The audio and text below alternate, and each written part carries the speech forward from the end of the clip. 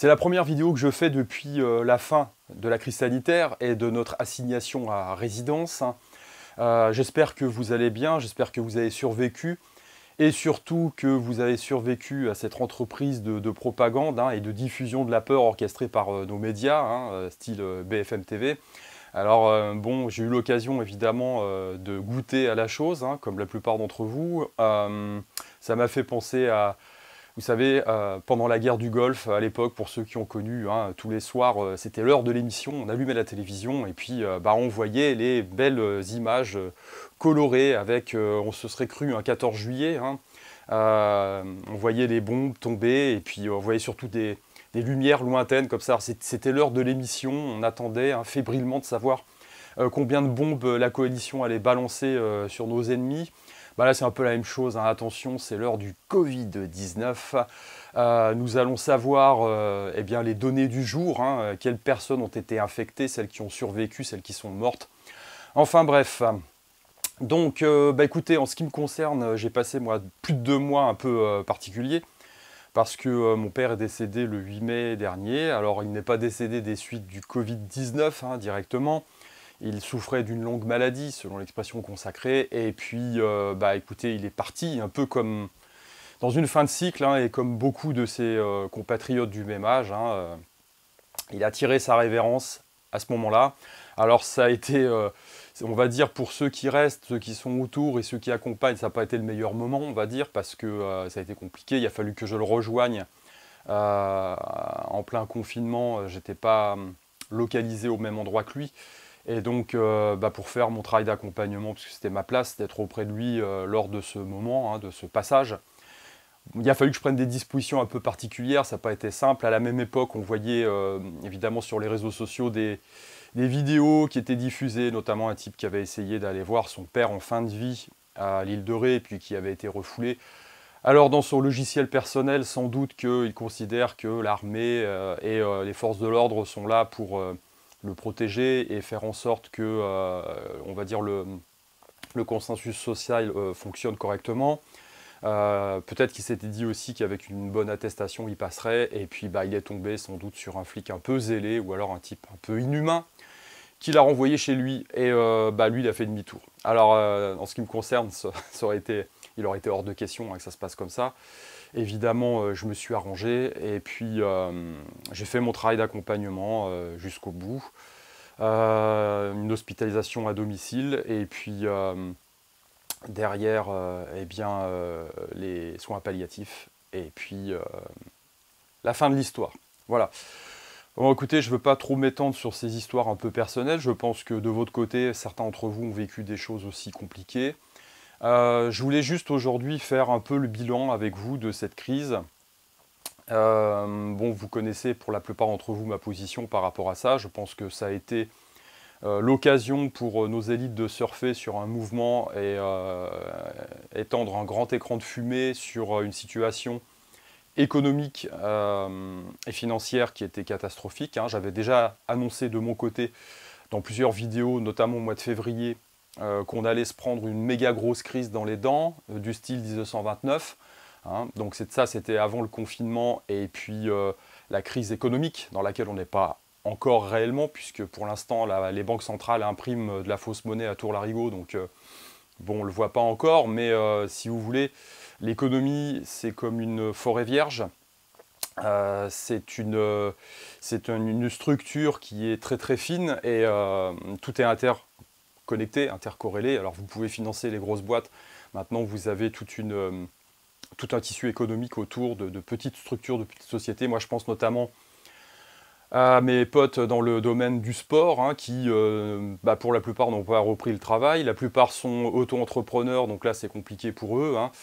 Voilà, donc, ils ne travaillent pas chez Bouygues ni BFM TV. Voilà, ils sont indépendants. Je ne sais pas comment ça va se passer pour eux. Ça va être très compliqué. Donc, tout ça, ça va être un effet de jeu de domino. Je pense qu'on atteindra le point bas d'ici 2-3 ans. Mais d'ores et déjà, dans ma vidéo du mois de février, j'avais parlé de la crise de 29 en vous disant qu'on aurait un peu sensiblement la même chose. Je pense que ça va être pire, tout simplement. En 1929, on a attendu 2 ans et demi à peu près pour voir le taux de chômage américain atteindre les 35 ou 40%. Et cette fois-ci, on y était en 15 jours. Donc je vous laisse imaginer de l'ampleur du zinzin. Voilà. Donc, que dire d'autre également? Bah écoutez, quand on était en France, on a bien vu un peu le bordel, hein. On a bien vu que tout ce qui peut favoriser les défenses immunitaires ont été interdits. Vous n'aviez pas le droit de vous promener en forêt, vous n'avez pas le droit de prendre un bain de mer, éventuellement, d'aller sur une plage, de pouvoir prendre le soleil, de faire du sport. Donc voilà, même les activités sportives sont un peu compliquées encore en ce moment.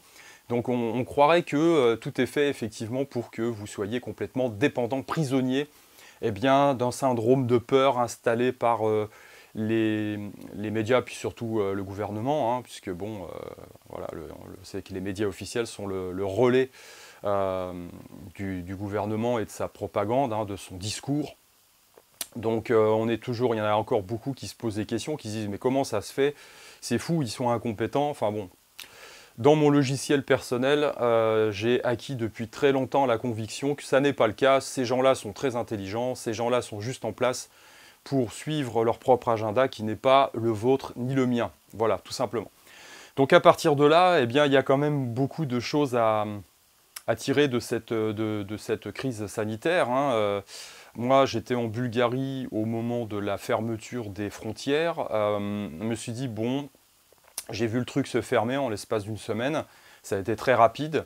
La mise en place de checkpoint également. Et je me dis, bah là, oui, effectivement, ça touche tout le monde. Ça a touché 4 milliards d'humains, hein, qui sont restés chez eux, hein, à signer à domicile. En France, on devait signer un papier pour pouvoir sortir, hein, parce que nous, on est les rois du formulaire CERFA, évidemment. Donc, bref. Tout ça, ça paraît un peu ubuesque, hein, on se croirait dans 1984 de George Orwell. Bah on y est, hein, tout simplement, hein, voilà.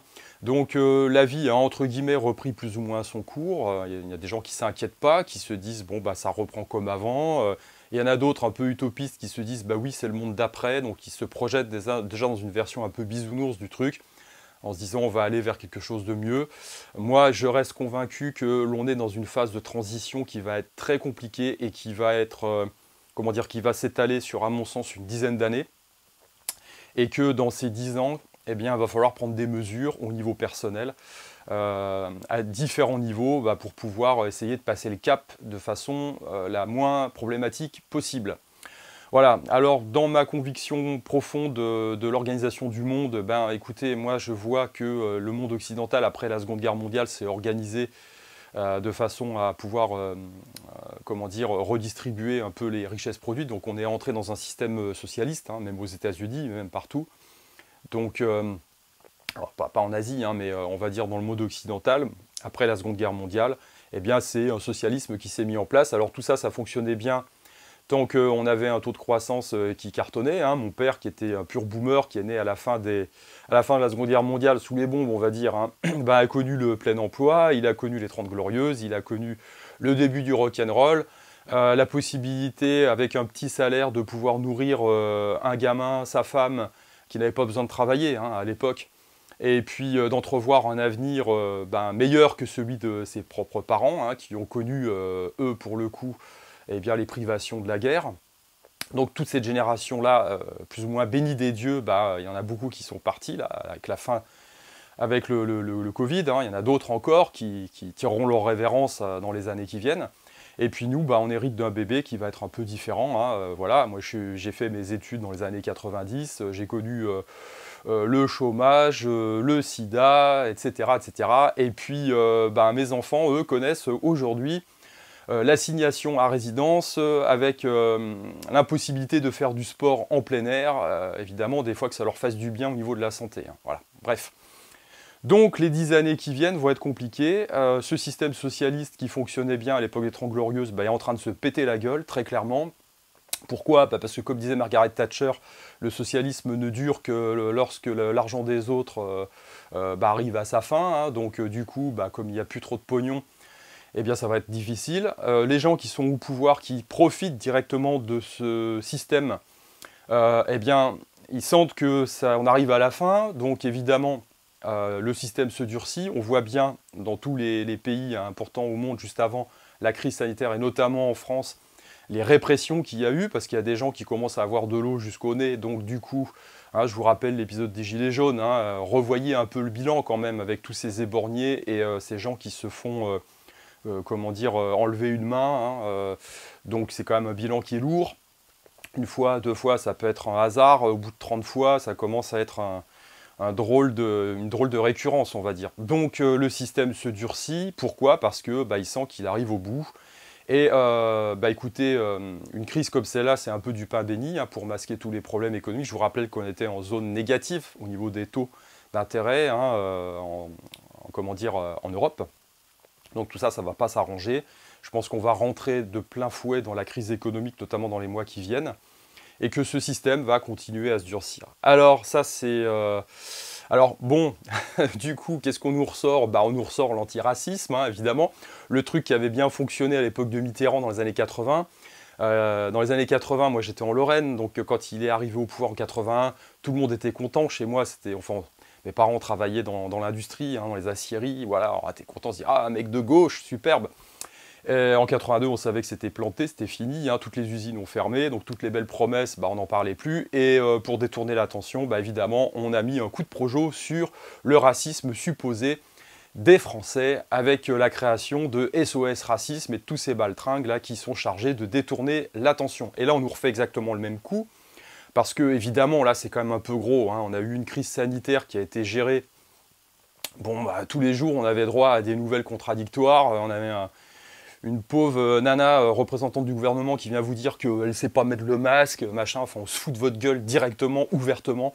À l'époque de Tchernobyl, il a fallu attendre plusieurs années pour se rendre compte vraiment qu'on s'était foutu de nous. Là, en l'espace de quelques jours et quelques semaines, les revirements sont profonds et sont directs. En plus, on a les vidéos qui traînent sur YouTube, donc c'est facile de revoir le déroulé du truc. Donc, il faut quand même mettre un petit écran de fumée pour un peu masquer tout ça. Et donc pour le coup, l'antiracisme, c'est bien, hein, c'est pratique. Alors aux États-Unis, voilà, on importe le truc en France. Hein, maintenant, j'ai vu qu'il y a un mouvement évidemment pour déboulonner les statues, parce que alors là, il faut renier notre histoire. Hein. C'est bien connu. Moi personnellement, qui avais des ancêtres en Lorraine. Mes ancêtres aussi étaient esclaves, hein. Ils n'étaient pas noirs, mais ils étaient esclaves, hein. Seulement ils étaient esclaves d'un système où ils travaillaient dans les mines et dans les aciéries de Lorraine. Donc bref, on a toujours cette lutte horizontale fatigante qui ne profite toujours qu'à quelques-uns en se nourrissant de la bêtise de la masse, quoi, tout simplement.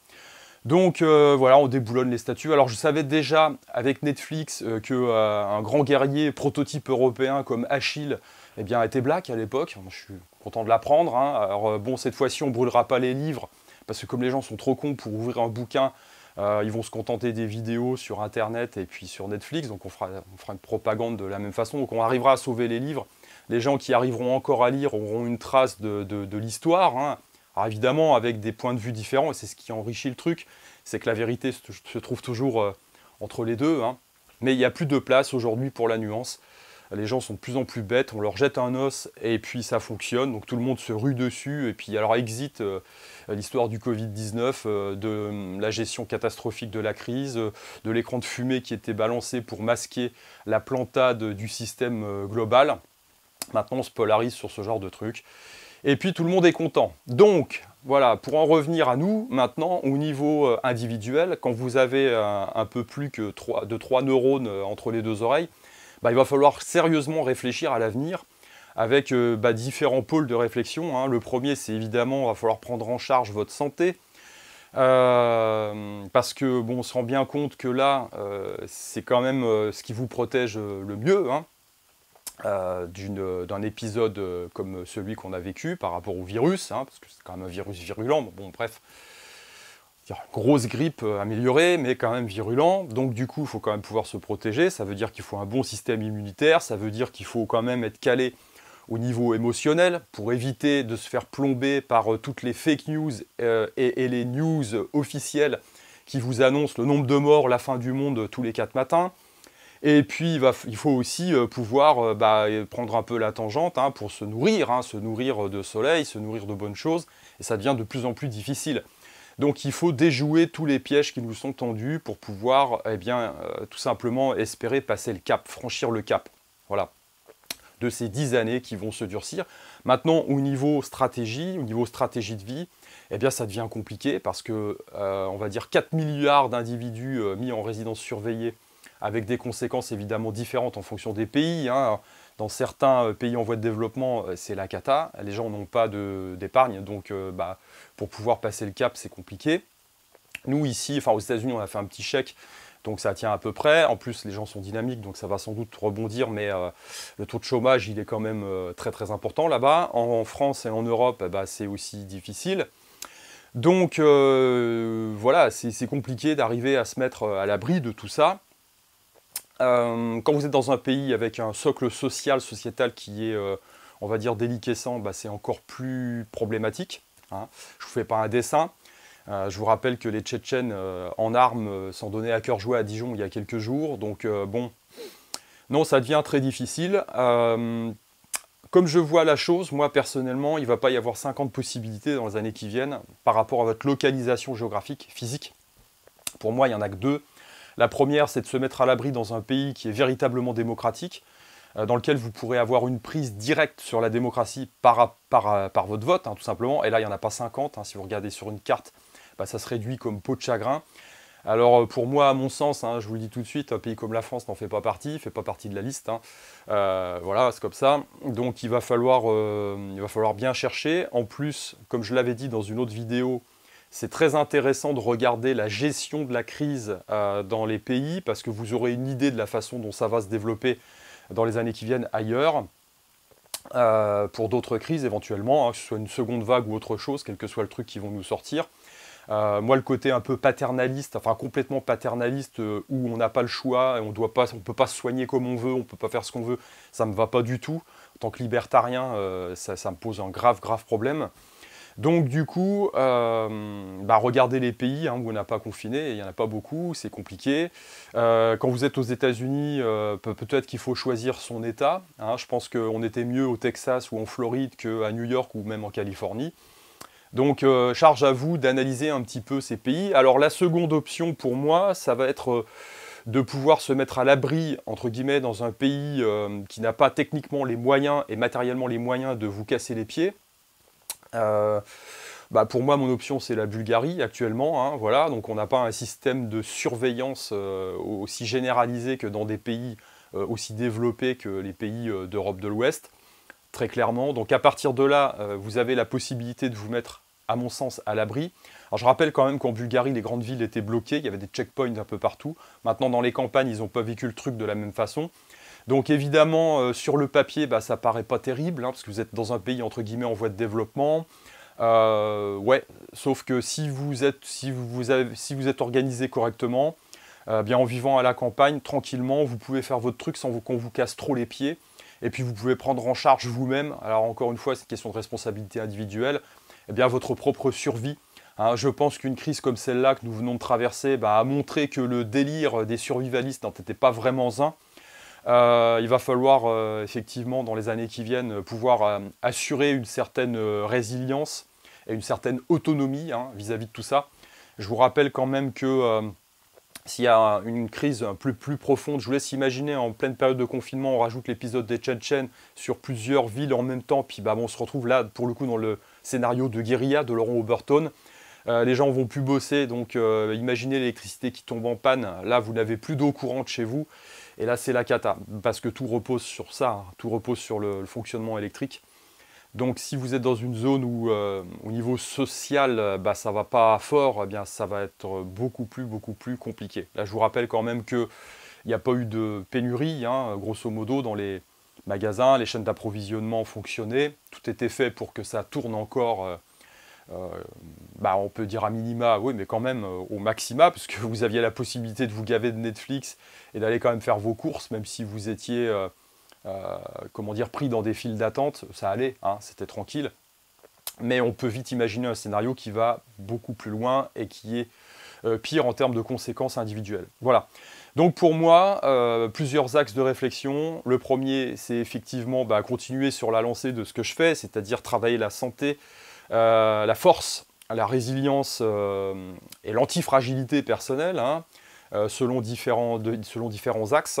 Et puis le deuxième, en termes de stratégie de vie, eh bien pour moi, les deux options viables dans les années qui viennent, c'est se relocaliser dans un pays véritablement démocratique, ou alors se mettre dans un pays avec un socle social qui est solide, hein, et qui, comment dire, vous garantira la possibilité de vous mettre un peu à l'abri sans avoir un gouvernement sur le dos, eh bien, qui fasse en sorte que vous soyez à la cave. Voilà, tout simplement. Voilà un petit peu mes réflexions du jour. Alors, j'espère que de votre côté, encore une fois, comme je l'ai dit, vous allez bien. Vous avez franchi cette première étape de la meilleure façon qui soit. Maintenant, n'hésitez pas à me dire, vous, comment vous voyez le truc, quel est un peu votre bilan personnel. Et puis, comment vous voyez la chose de votre côté.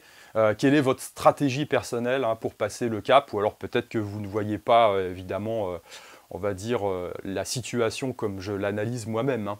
Dans tous les cas de figure, c'est toujours intéressant d'échanger, il y a toujours plus d'informations dans plusieurs cerveaux, et puis ça peut donner des pistes de réflexion, et surtout derrière d'action. Parce que, au final, ce qui est important, c'est l'action.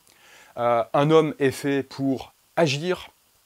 Si vous subissez, eh bien, ça ne va pas bien se passer, hein, matériellement, mais aussi spirituellement. Donc, faites vos analyses, mettez en place une stratégie et agissez. Alors, je ne sais pas si on gagnera, c'est mal parti. Moi, je pense que une fois qu'on aura passé ce cycle, que ça sera un peu pété la gueule, eh bien, il y a quelque chose de neuf qui va renaître là-dessus et que les clusters, on va dire, de culture qui auront subsisté permettront de réinsuffler la vie hein, à ce qui viendra derrière. Maintenant, effectivement, il y a ce cap qui est difficile à franchir. Évidemment, il y aura peu d'élus, c'est comme ça. Dans tous les cas de figure, j'ai envie de vous dire un truc. On va dire que dans 95% des cas, statistiquement, vous allez finir, je vais finir, on va quasiment tous finir dans un lit couvert de pisse. Donc, quelque part, ce qui est important, c'est la façon dont on va vivre. Hein. Est-ce que vous voulez vivre à genoux ou est-ce que vous voulez vivre debout? Donc, pour ça, eh bien, il faut se sortir les doigts. Et puis, on est tous destinés, de toute façon, à dire au revoir à un moment, à tirer notre révérence aussi. Hein. Donc, ce qui est important, c'est la façon dont on vit entre le moment où on est et le moment où on tire cette révérence. Eh bien, c'est la façon dont on se comporte, tout simplement. Et donc, spirituellement, ce qui est important, c'est d'agir selon ses convictions, selon ses propres convictions, sa morale profonde, et puis de ne pas ployer le genou, on va dire, devant quelque force que ce soit. Allez, je vous souhaite bon courage, et puis n'hésitez pas à revenir vers moi avec vos témoignages. Je vous dis à plus sur une prochaine vidéo. Ciao!